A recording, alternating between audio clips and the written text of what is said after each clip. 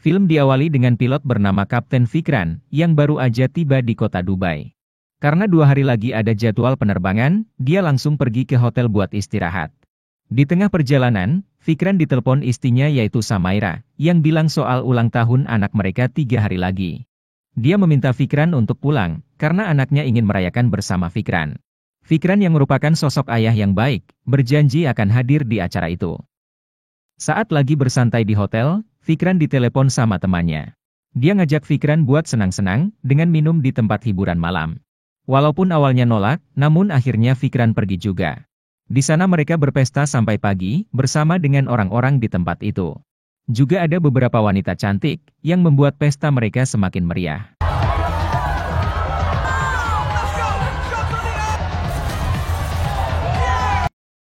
Setelah puas berpesta, Fikran pulang ke hotel dengan kondisi setengah sadar. Dia tertidur sangat pulas, sampai jam 6 pagi keesokan harinya.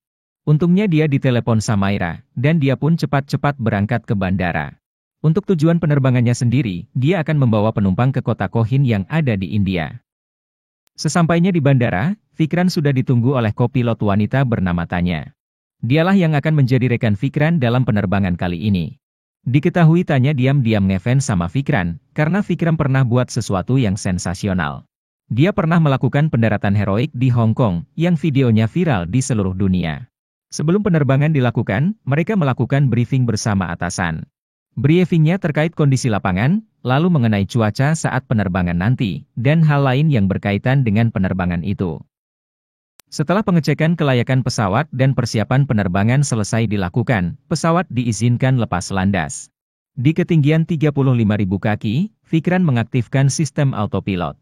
Dia melakukan itu karena mau istirahat, lantaran efek pesta dan juga rindu keluarga. Tanya yang belum ahli mengendalikan pesawat, terpaksa membangunkan Fikran yang langsung membantunya. Kata Fikran, Tanya jangan sampai melakukan kesalahan. Karena kesalahan sekecil apapun, bisa berbahaya untuk penerbangan itu. Tidak lama kemudian, muncul pramugari bernama Mihika, yang nawarin mereka mau minum apa. Fikran kemudian meminta kopi, kue, dan obat dispirin. Dispirin sendiri merupakan obat meredakan sakit kepala, dan juga obat tidak enak badan. Sebelum menyantap hidangan itu, Fikran diam-diam mengambil sebotol kecil miras. Miras itu dibawanya ke toilet, yang hal ini tidak diketahui oleh siapapun.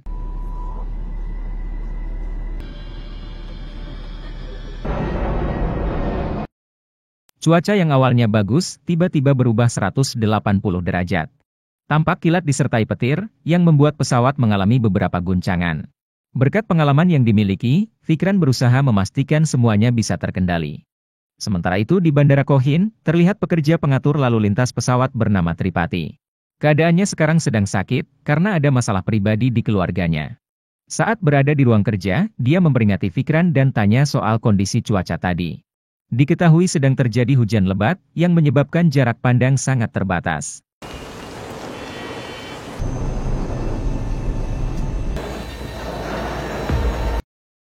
Tidak mau mengambil risiko, Tripati menyarankan mereka mengalihkan penerbangan ke Bandara Trivandrum. Itu adalah bandara yang paling dekat dari Kohin. Sebelumnya sudah ada pesawat yang mendarat di sana, setelah diperingati tentang cuaca buruk tadi. Pesawat itu sudah mendarat sekitar setengah jam yang lalu. Sekarang belum diketahui kabar terbaru, bagaimana situasi terkini di Bandara Trivandrum. Dengan bahan bakar yang tersisa 3.900 kilo, Tanya mengusulkan untuk mendarat di Bandara Kota Bengaluru. Menurutnya itu jauh lebih aman, karena kemungkinan Bandara Trivandrum sekarang juga bercuaca buruk. Ini lantaran jarak Kohin dan Trivandrum, bisa dibilang jaraknya tidak terlalu jauh. Namun usulan itu langsung ditolak sama Fikran. Dia tetap akan pergi ke Trivandrum, lebih mendengar saran dari Tripati tadi. Di saat akan mengalihkan penerbangan ke sana, tanpa disadari kondisi juga sama persis kayak di Kohin. Belum sempat menyampaikan laporan ke Fikran dan Tanya, Tripati mengalami batuk yang tidak berhenti.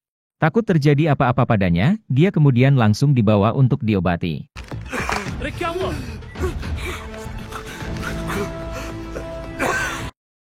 Sementara di dalam pesawat, ada seorang jurnalis penerbangan yang buat heboh dengan ucapannya.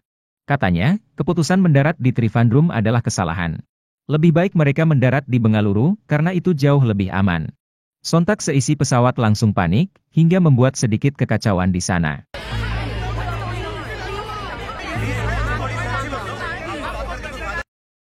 Dengan cepat Fikran langsung keluar untuk menenangkan mereka, yang udah panik takut pesawat itu bakal kecelakaan. Setelahnya Sin pindah ke Trivandrum, yang mana para petugas penerbangan lagi bersantai. Cuaca buruk yang terjadi di sana, membuat mereka jadi tidak punya pekerjaan. Di saat lagi bersantai itu, mereka dikejutkan dengan pesawat Fikran yang menuju ke sana.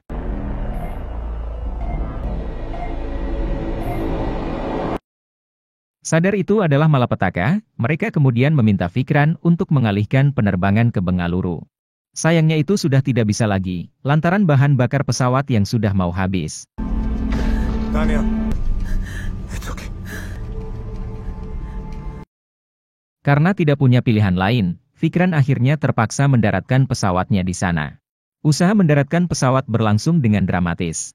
Yang mana Fikran berkali-kali gagal, bahkan sempat dalam kondisi tidak sadarkan diri.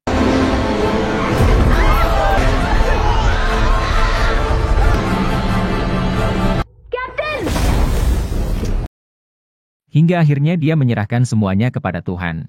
Dengan memejamkan kedua matanya, Fikran dengan heroik berhasil mendaratkan pesawat itu.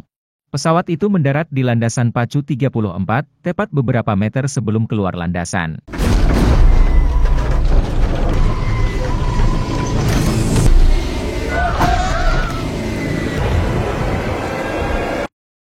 Semua orang kemudian sangat lega, sambil memberikan tepuk tangan pada pilot itu. Mereka kemudian dibawa keluar, ada juga sebagian yang dimasukkan ke mobil ambulans. Fikran dan Tanya yang berpikir semuanya sudah usai, tiba-tiba dihadang oleh petugas penerbangan.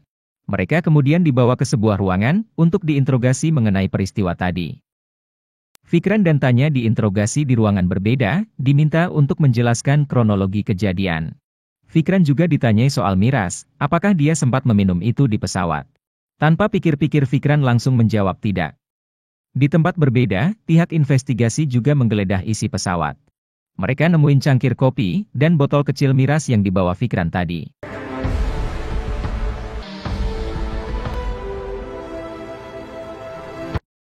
Di saat ingin meninggalkan bandara, Fikran mendapat telepon dari salah satu penumpang. Katanya, ibunya meninggal setelah pendaratan tadi. Dia mengalami serangan jantung, dan menyalahkan kejadian ini pada Fikran. Mendengar itu Fikran pun langsung merasa bersalah. Walaupun coba dihibur sama istrinya, tapi rasa bersalah itu terus menghantuinya. Setelahnya, kita akan ketemu sama Narayan, pemimpin dari petugas investigasi tadi. Tampak Narayan lagi mendengarkan rekaman percakapan yang terjadi di dalam pesawat tadi. Dia juga turun langsung untuk menyelidiki, yang artinya dia menganggap masalah ini sangatlah serius. Berbekal bukti dan data yang dikumpulkan, Narayan kemudian menyidang Fikran. Singkat cerita, persidangan pertama dimulai oleh Narayan. Orang-orang yang terlibat juga diundang, untuk menyaksikan sidang itu secara langsung. Ada Suri pemilik maskapai Skylin, lalu beberapa penumpang pesawat, dan terakhir para petugas bandara Kohin serta Trivandrum. Di sini Narayan menyalahkan Fikran atas kejadian itu, karena tidak becus membaca informasi penerbangan. Selain itu Fikran juga dibilang kelelahan serta rindu keluarga, makanya memilih bandara Trivandrum yang lebih dekat. Pernyataan itu pun langsung dibantah Fikran. Untuk memperkuat pernyataannya, Narayan kemudian memperlihatkan bekas botol miras tadi.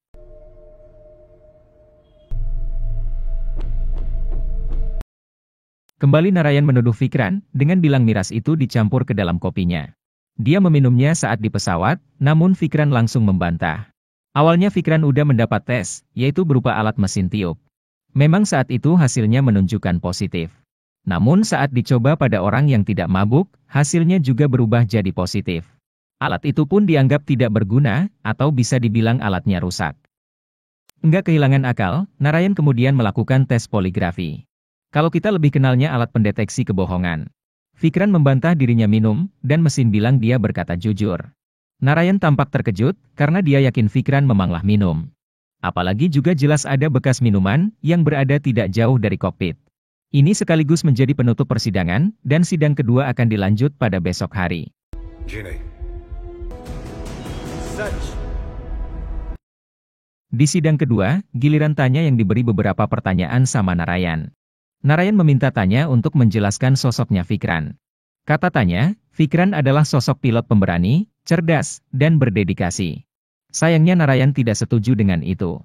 Narayan menganggap Fikran tidak profesional, lantaran sudah tahu Fikran sempat tidur setelah lepas landas. Setelah itu, Narayan kemudian memanggil seorang wanita bernama Anjali. Dia adalah wanita yang bersama Vikran saat berpesta di tempat hiburan malam tadi. Dia kemudian menjelaskan semuanya, termasuk mereka yang pesta sampai mabuk. Namun, di sini Vikran masih aman. Ini lantaran ada jeda waktu 15 jam setelah dia minum sebelum keberangkatan. Setelahnya, Tanya kembali diberi pertanyaan, dan ini pun membuatnya udah sangat tertekan. Saking tertekannya, dia sempat bilang soal pendaratan mata tertutup tadi. What did you just say? Dari sini semuanya pun sekarang udah diketahui, sekaligus besok akan diputuskan hasil persidangan. Sebelum sidang besok, malamnya Vikran dan istrinya mendatangi anak penumpang meninggal tadi. Vikran datang untuk meminta maaf, namun dia hanya diam saja sambil menutup pintu. Keesokan harinya sidang dimulai lagi, dan sebelum menjatuhi vonis, Vikran meminta waktu untuk melakukan pembelaan. Katanya, ada alasan kenapa dia memilih landasan pacu 34. Diketahui sebelum bekerja di Skylin, Vikran bekerja sebagai pilot pesawat pribadi. Mereka sering mengunjungi bandara itu, menggunakan landasan 34 sebagai tempat mendaratnya. Karena hal itu, Vikran pun sudah sangat hafal dengan landasan itu. Skyline में काम करने से पहले मैं ताराचंद आलूवालिया का private plane fly करता था. Untuk membuktikan ucapan itu, Vikran meminta izin untuk melakukan penerbangan dengan simulator. Dia akan melakukan hal yang sama persis dilakukannya saat di pesawat. Bersama Narayan yang duduk di sebelahnya, Vikran langsung memulai simulasi. Tampak bayangan ingatan Vikran tentang kejadian itu, bersamaan dengan sewaktu menjadi pilot pribadi. Terlihat jelas kalau Vikran sangat menguasai landasan, walaupun kedua matanya ditutup dengan kain.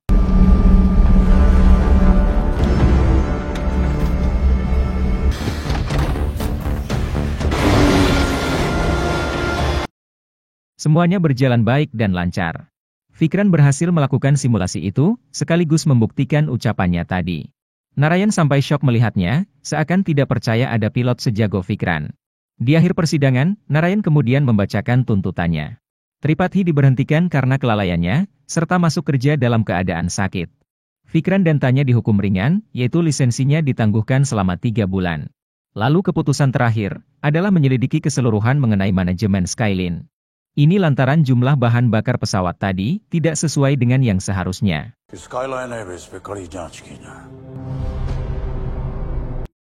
Selesai persidangan, Vikran ketemu Narayan sembari berbincang-bincang. Di sini Narayan bilang, kalau dia sengaja tidak menghukum berat Vikran. Dia tidak ingin kehilangan pilot seperti Vikran, pilot berbakat yang jarang bisa ditemukan.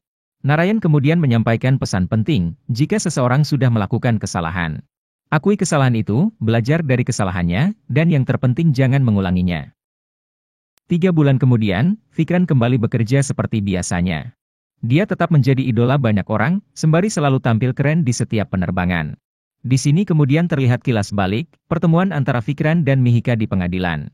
Diketahuilah, kalau ternyata Mihika yang meminum miras tadi. Ini dia lakukan karena sangat takut, lantaran keadaan di pesawat tadi. Dia meminta Vikran untuk tidak memberitahu pada Narayan. Jika Vikran memberitahu, otomatis karir pramugari Mihika akan hancur. Untungnya Vikran sangat baik hati, walaupun karirnya yang hampir hancur. Ini pun sekaligus menjadi penutup film ini, yang diambil dari kejadian nyata.